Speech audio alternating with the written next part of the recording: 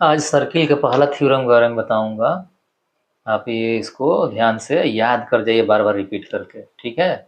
और मेरे चैनल को सब्सक्राइब करिए, घंटी दबाइए, ताकि कोई भी इन्फॉर्मेशन जो कोई भी मैटर डालूँ तो आपके पास पहले जा सके। हाँ, ठीक है। अब देखिए कह रहा है ना कि equal chords of a circle subtended equal angles at the centre.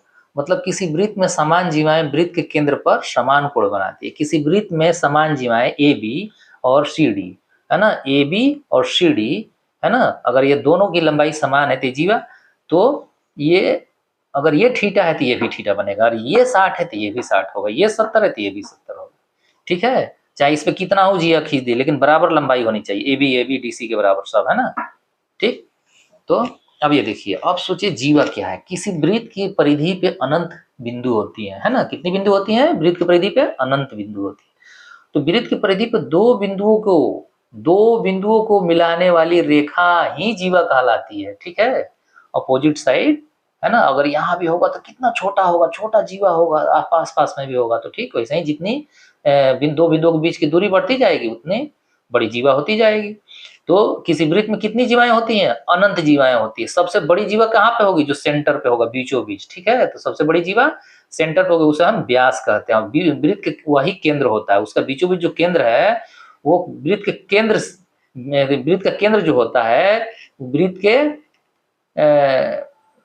व्यास को दो बराबर भागों में बांटता है, ठीक है। यानी कि केंद्र से होकर गुजरने वाली रेखा परिधि को टच करती है तो वो त्रिज्या कहलाती है, ठीक है। ये याद करिए। वृत्त में कितनी जीवाएं होती है? तो अनंत होती है। वृत्त की सबसे बड़ी जीवा व्यास कहलाती है।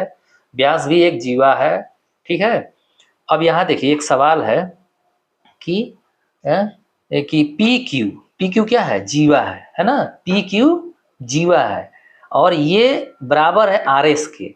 ये 70 डिग्री वृत्त के केंद्र पर 70 डिग्री कोण बना रहा है, तो ये आर एस जो है कितना कोण बनाएगा? ये भी 70 ही बनाएगा। देखिए यहाँ लिखा हुआ है P Q equal R S है, और पी ओ क्यू 70 डिग्री है, पी ओ क्यू 70 डिग्री है, तो आर ओ एस वाई दिया हुआ है, तो वाई क्या होगा?